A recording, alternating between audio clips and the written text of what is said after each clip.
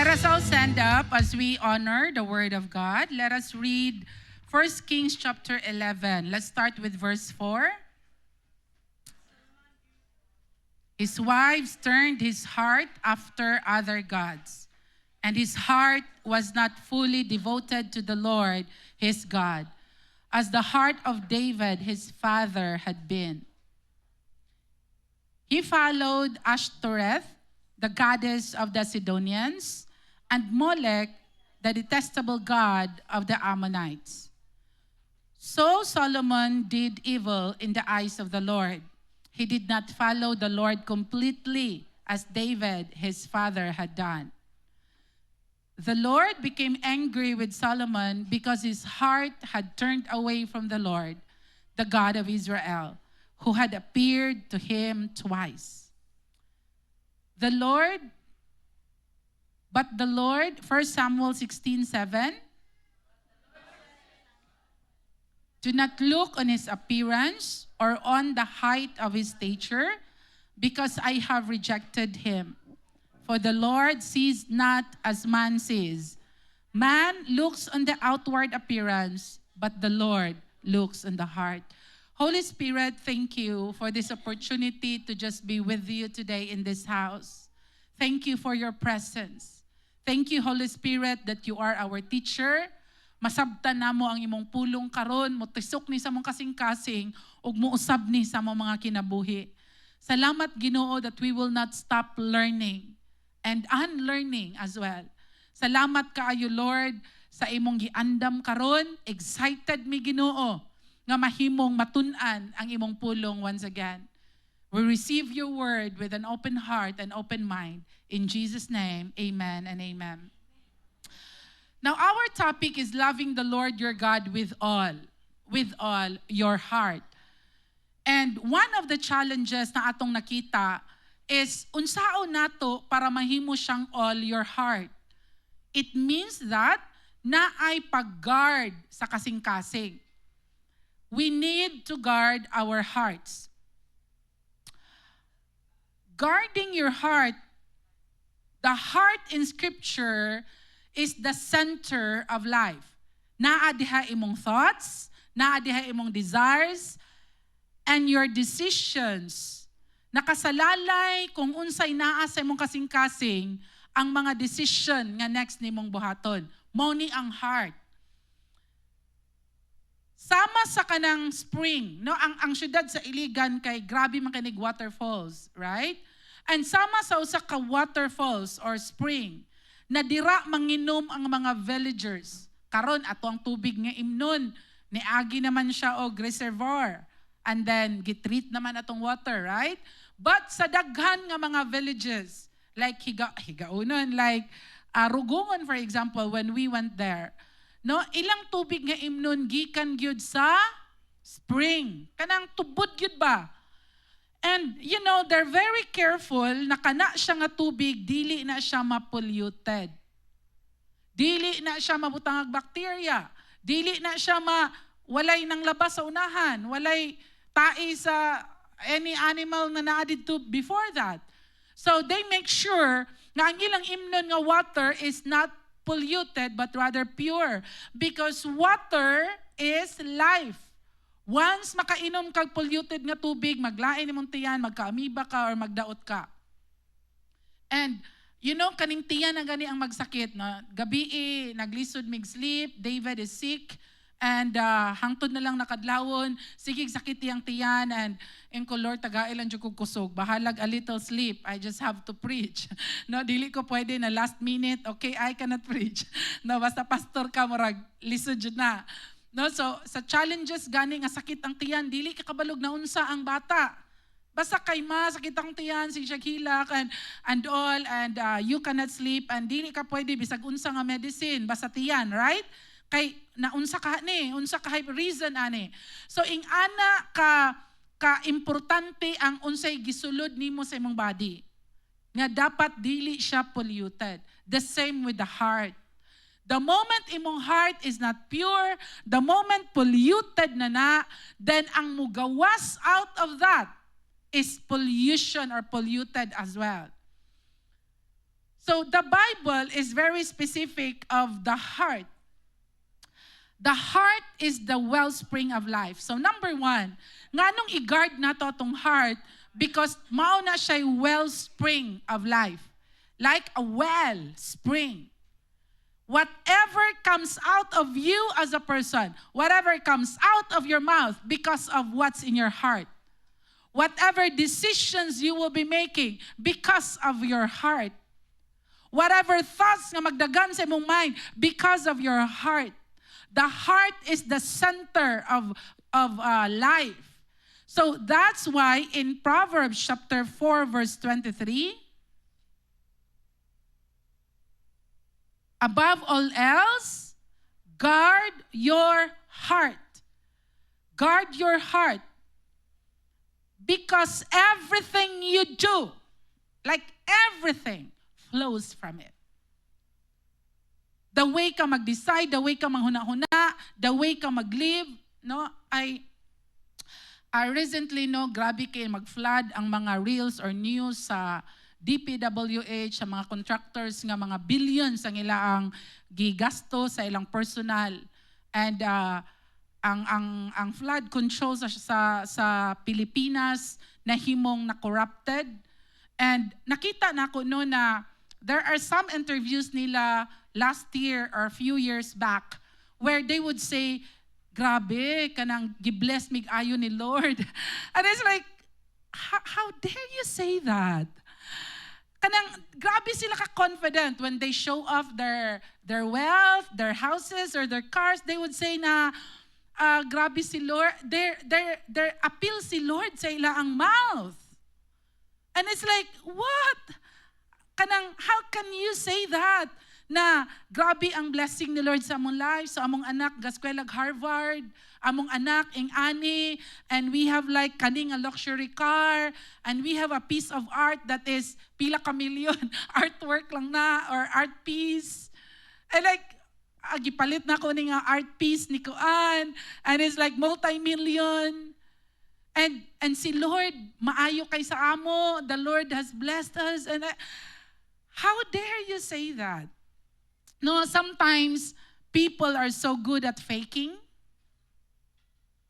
Pero sa tinud-anay, ila dayang heart is polluted.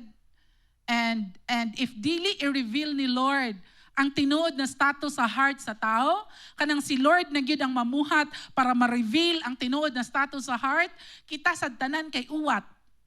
No? Uwat kay ta. Kana bitang nay mangulitaw sa babayi, uwat kayo. Kay lami man kay mostorya. Ang laki, nya uwat ra di ay. Pagka uwat nimo, pero lahi na daw ron, ingon sila. Mga babae na mga maayo manguwat. So piti ang mga lalaki na pod no. Kay naamay na usab sa generation. 'Di ba? Puro na mga manguwatay, bayi naglaki, wa na kayo mapili. Sa mauwat lang. Tingna imong tapad, mao na kay nagpauwat ka. Karon piti, hilak, nauwat man. You know, hangtod dili i-reveal ang status sa mong heart ni Lord. Ginoo ra man gyud kapasidad ana. Bisan unsaon nato og kana bitawng bisan unsa pa ka kamaayo as a person, without the Lord's wisdom, discernment, and the Spirit of the Lord really working mightily para ma-reveal ang status sa imong heart, I tell you, it's gonna be very hard. Ginoo ra gyud ang makapa-reveal sa kasing-kasing. That's why, ingon ang Proverbs 23, above all else, guard your heart. You know, ang paggwardya igsuon, sama ra na sa ginikanan nga ni gwardya sa iyang mga anak. Like, anak, di ka pwede mag-overnight. And maglain na ilang buot. Wa jud kay salig na mo, ma. Wala ko'y salig sa kalibutan. O sa palibot nimo, anak.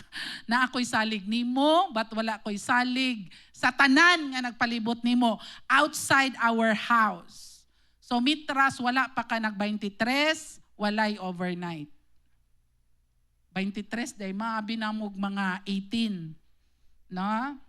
Depende, kung 18, tinud-anay na gyud nga wise nga masaligan.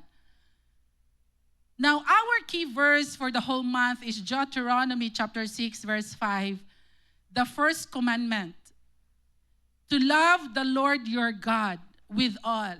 And also in Matthew, it is saying, love the Lord your God with all, your heart, your soul, your strength, your mind.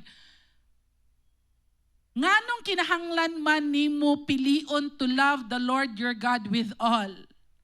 To ensure nga dili mapolluted imong heart. Kay kung all na siya, meaning pure na siya. Kay pag dili na siya all, na ay pollution nga nisulod sa imong heart. And you will not be fully devoted to God. Ma-undivided na rin. Topic na to last Sunday, dapat dili divided atong devotion to God. Undivided devotion. So mao nang i-guard na to. When we choose to guard our hearts, it means that we choose to protect our love for God. I-protect na to atong gugma sa Dios. Number 2, guarding your heart means protecting your love for God. Number 1, the heart is the wellspring of life. I-guard nimo imong heart tungod kay maunay tinubdanan sa tanan. Ikaduha, i-guard nimo imong heart to protect your love for God. The word guard in Hebrew is naisar, means to watch over, preserve, to keep safe. To watch over, to preserve, and to keep safe. Ang paghigugma sa Dios with all your heart, igsoon, requires us to protect that love, kana nga gugma nimo for God, from being stolen or diluted by sin. Kanang masagulan siyag sala, masagulan siyag pollution, mabutangan ang imong heart og idols, unya naa na dayon pud siya worldly nga desires. Pollution means sala, idols, and worldly desires. Dili ta exempted sa sala, makasala gihapon ta. Pero lahi nang mo-confess ka nga Christian ka and then you practice sin. Lahi nang practicing sin o lahi nang nakasala ko, nasipyat ko. That's two different things. And the Lord looks at the heart. Nganong importante man kaayo igsoon nga i-guard nimo imong heart. Because if dili nimo na i-guard, dali kaayo na siya ma-devoted to someone else or something else. Ang devotion nimo, ang imuang kanabitawng gugma nimo, makawat siya sa lahing butang.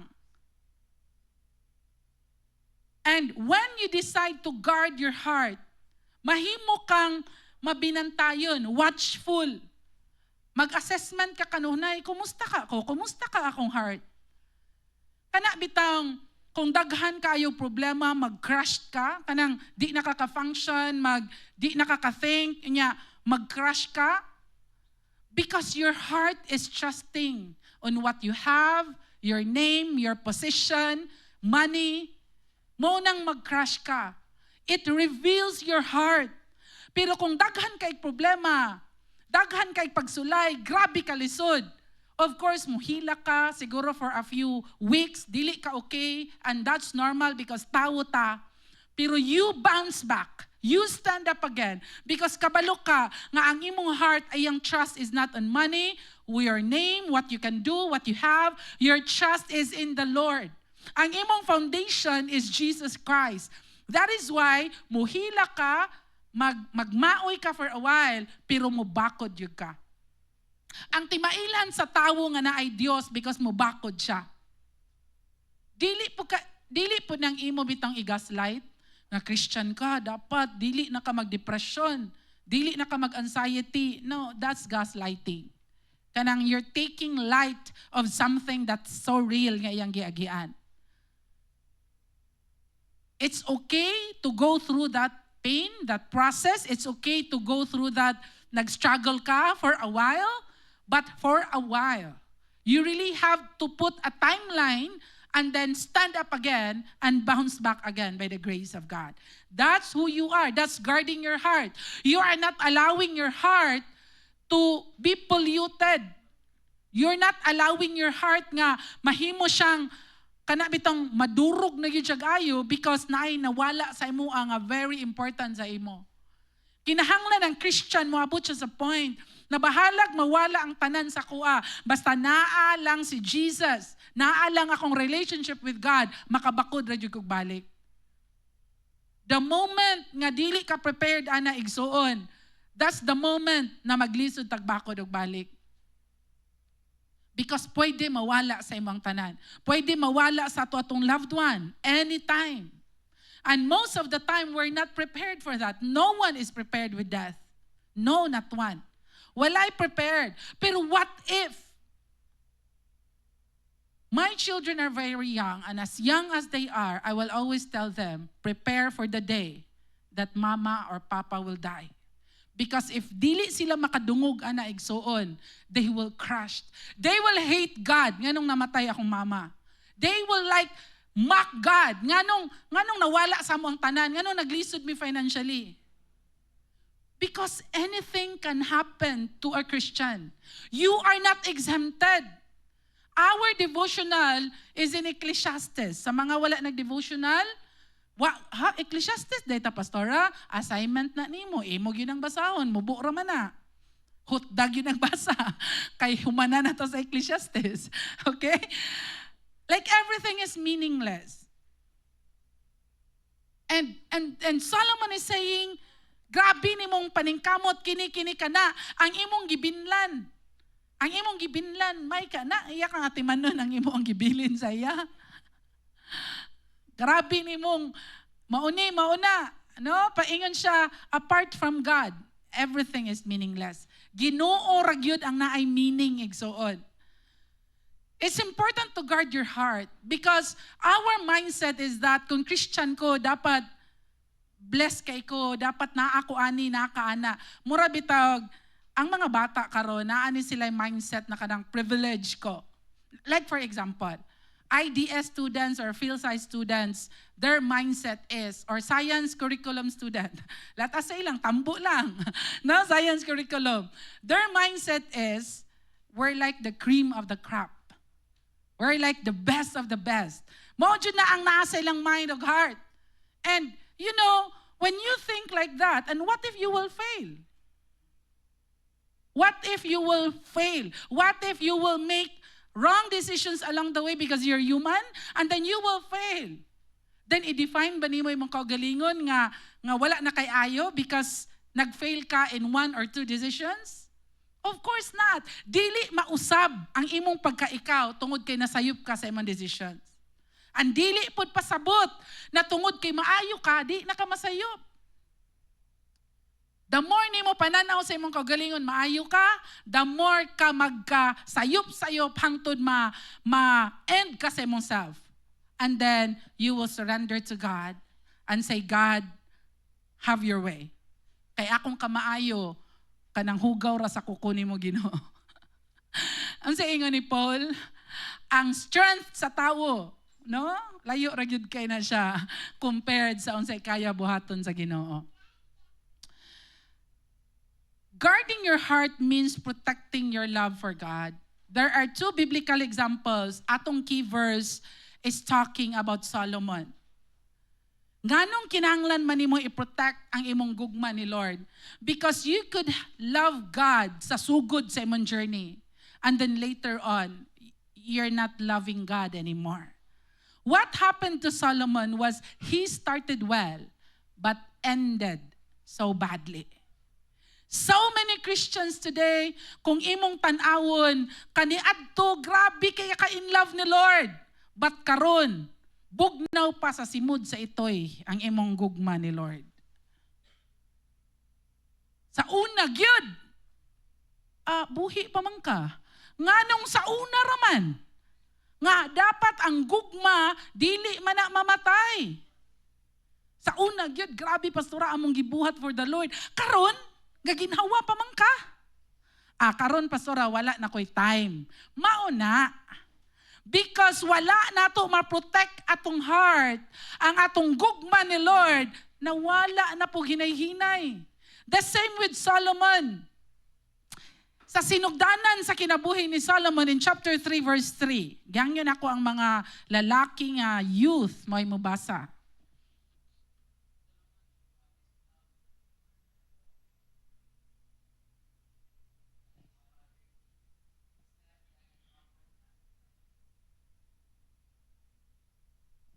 He started well.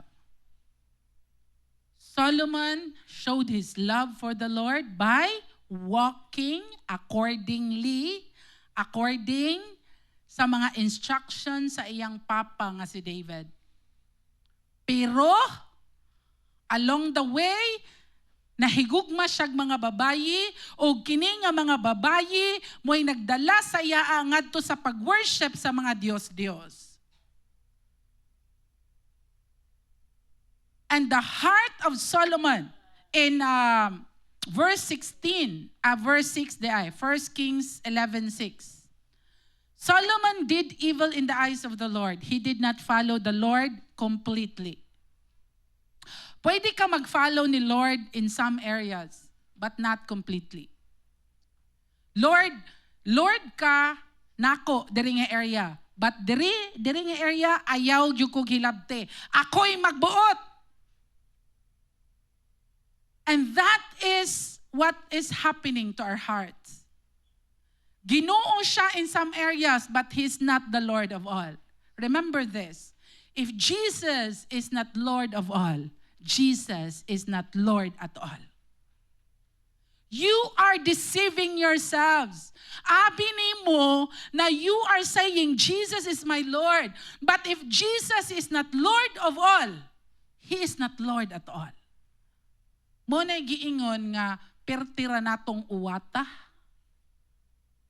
Sa kinatapusan sa tong kinabuhi, basig mo ana ang Dios nato, ay kung tawgag Lord, kay wa taga-ila. Ikaw ray uwat ba? Kana bitang, ako kay sigurado gyud ka. Kay abi nato igsuon, nga pwede nato mauwat ang Ginoo. Unsa ingon sa Bible? God cannot be mocked. Kita ray nag-uwat sa tong kaugalingon. If Jesus is not Lord of all, He is not Lord at all. Kung naay area sa atong lives nga dili ka willing nga completely mo follow kas Ginoo kay ikaw gi magbuot, then like Solomon, the Lord is angry at him. How sad it is nga sa batanon pa ta, grabe kay ka wadwad for the Lord. Grabe kay mong heart for the Lord. But later on in life, like Solomon, the Lord, ingon ang pulong sa Dios, that the Lord became angry at Solomon in verse 9. Nganong nasuko man ang Ginoo kay Solomon? Because his heart had turned away from the Lord. Iyang kasing-kasing nilayo na gyud sa Ginoo. The Christianity that we have here in the Philippines is so different with Christianity in China. I have classmates right now in the Masters in Divinity nga mga Chinese sila and they're missionaries there. Dito sa China, patyon ang mga lantaran nga moingon kag Christian ka, nagtuo ka ni Jesus. But in spite of that, they're willing to die for Jesus. But kita, akong pangutana nato, are you willing to die for Jesus? Probably my son would say, nganong papakamatay mo dyan kumang, pwede masigurog dili, no? Ana, gyud na. Because wa kita tudlui, ana. Dili na to mindset diri sa Philippines. Na kung papilion ko between si Jesus, akong faith, o putlan kog ulo, nganong magpaputol mo kog ulo? Pwede man siguro mag-repent lang ko later on, no? Maingon sa kog wa ko kaila ni Jesus karon. And every time we sin, every time we do things that hurt the heart of God, we're saying nga dili ta kaila Jesus. Ako'y magbuot diri sa area sa akong life. Karon, di sa ta kaila, sa Sunday ra ta mag-ilag balik. But Lunes pa yun sa Sabado, ako'y magbuot unsaon ako ang life. I will do things as I want it. Nganong magbuot man ka? When you feel that your pastor is like, unsa man imong pastor, oy, sige ra kog koreksyonan. Sige ra kog mura man kog I felt judge. Igsuon. I tell you, pastors, brothers and sisters in the house of God are called to judge each other. Ingon ang New Testament. We're not called to judge outside the church, but we're called to judge inside the church. To judge what is right and wrong.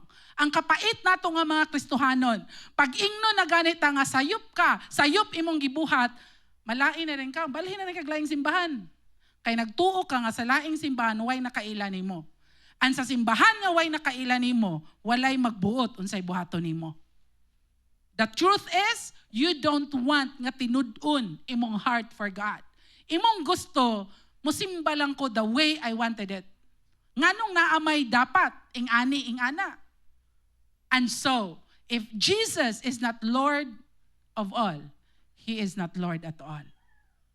We have to grow up sa atong kasing-kasing igsoon. The Lord became angry with Solomon. Pwede igsuon nga nindot kaayo, no? Na-share ni Pastor Bambi last Wednesday and it struck my heart and mind that almost all of our youth who graduated from MSU IIT, who served the Lord during their cruisers time, after they graduated, they work wherever they are and they're not serving the Lord. 90% of them, 98% of them. They're like, humana na kuha na nga season, ako na pong self karon. Humana na kuha na nga season, ako na pong self karon. Is that biblical? Or is it a deception of the heart? That's why the Bible is very specific. Pwede ba kamo abot sa point nga humana na kong pangalagad Ginoo? Kamo na pod? Di ba ang pagpangalagas Ginoo mitras naa kay ginhawa? Mga lagad ka sa Diyos? Can I hear an amen? The Lord was angry at Solomon. And our goal is to protect that. Unsay kalainan ni Solomon og sayang papa nga si David. In Acts chapter 13 verse 22. Gihangyo nako tanang babayi, young and old, to please read.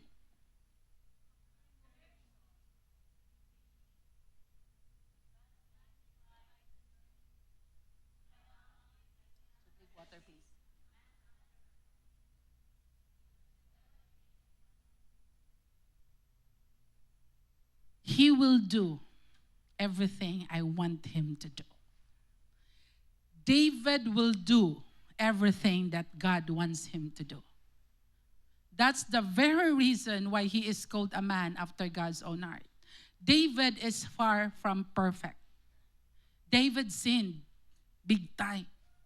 David committed adultery, committed murder. David committed prideful, yang giihap unsa siya kadako, unsa sila kadagan, pride, no? Nakasala siya dira nga area. David sinned big time. He's far from perfect. The Lord is not asking you and me to be perfect because we will never be. Di gyud ta moabot ta nga point. Pero ang tawgon kag man after God's own heart, because David, in spite of his sin and imperfection, because he's not Jesus. Si Jesus lang ang 100% walay sala. David is a sinful man. But at the end of his life, he's called a man after God's own heart. Why? Because he is willing to do, can you say the word, everything that God would want him to do. David's deep desire was aligned with God's desire. David's desire is aligned sa desire ni Lord. David had a heart of obedience. Iyang kasing-kasing, willing yun siya mag-obey with everything. Pero because he's a sinful man, nasipyat siya o nakasala siya big time. Pero ang kasing-kasing ni David is repentant. Pagkasipyat niya, pagkasala niya, Lord, di na nako ni Osbon. Lahi ng di na nako ni Osbon, og Lord, pasaylo ako, pero next week, buhato ni mo usab. Giuwat ni mo imong kaugalingon. Wala ni mo giuwat si Lord, kay di man nato mauwat si Lord. Nganong masuko si Lord sa atua? Tungod kay tumoy ra sa dila nato ang I'm sorry. My children would say, Mama, I'm sorry. But the next day, they will do it again. Mama, I'm sorry. The next day, they will do it again. Mama, I'm sorry. The I'm sorry is tumoy ra siya sa dila. It's not sa heart. Because repentance is saying, I'm sorry. I will not do it again. And I will turn back to God. That's repentance. And that's the heart of David. And iyang repentance is quick. Dili nang, ay hara ko mag-repent, Lord, kanang next year. Kinsa sa inyo, kanang tagaan bitaw ni mong timeline, ang i-enjoy pa ni mo ang sala. Kay Lord, next year na ko mag-repent. Dili fully ang atong heart kay Lord. And David pursued God with sincerity, worship, and trust. In the book of Psalms, you can read the heart of David. Grabe kay heart si David pag mubasa ka sa Psalms. Lord, gikapoy ko. Lord, dili ko okay. Lord, daghang kay kong enemies. Pamatya sila tanan, Lord. Grabe kay anyang pagsalig ni Lord. Lord, dili ko manimalos. Ikaw manimalos para nako. And before namatay si David, unsay ingon niya sa iya ang mga anak, mao ni ako mga kontra. Ayaw ninyo nig palabya ha? Patya ninyo ni tanan. Ang ana man sa una, no? Pinatyanay ang mga hari.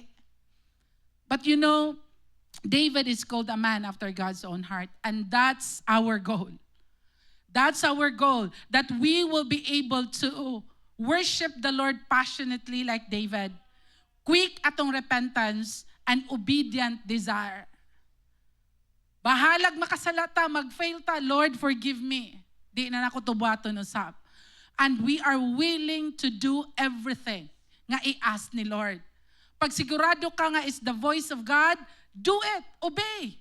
Ayaw, no questions asked. Pag sigurado ka nga, voice yun sa Ginoo or nabasahan mo sa Bible for confirmation, do it. Kabalo si Lord unsay kakayanan nato. Kabalo si Lord na diri nga area ga struggle pa ka. But if the Lord is highlighting, undangin na ni, repent diri nga area, do it. Like David, obey the Lord. Ayaw na pagpagahi. Ingnay mong tapad na gahi kayo. Ayaw na pagpagahi.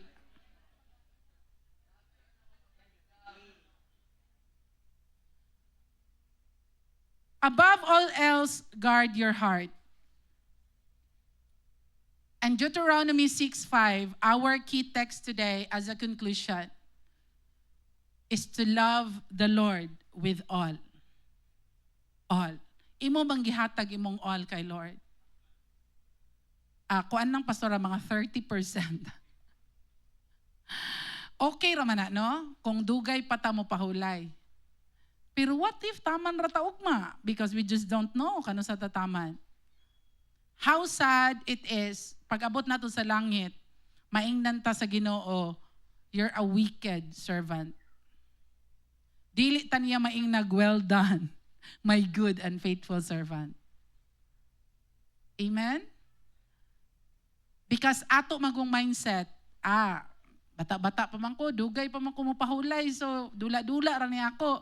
Mosimba ko ganahan, mobasa ko Bible ganahan, mo discipleship group ko ganahan. Si Lord maghulat kung kanus ako na ay time. Kabalo ba mo that dili deserve ni Lord nga leftover sa imong time, imong ihatag sa iya? Deserve ni Lord ang ihatag nato sa iya is the best of your time. Let us all stand up. As we look at Solomon and David today, let us assess ourselves. Lord, are you angry at me? Let us ask the Holy Spirit today, Lord, nasuko ba ka sa kuha? Kay disobedient kay ko, gahi kay kog ulo. I don't want na masuko ka sa kuwa, Lord. Ask the Lord today, reveal to me, Lord, your heart. And I am willing to obey. Amen? As our worship team would minister to us, let us just make that decision today. To just say, Lord, like David, help me to obey you in everything.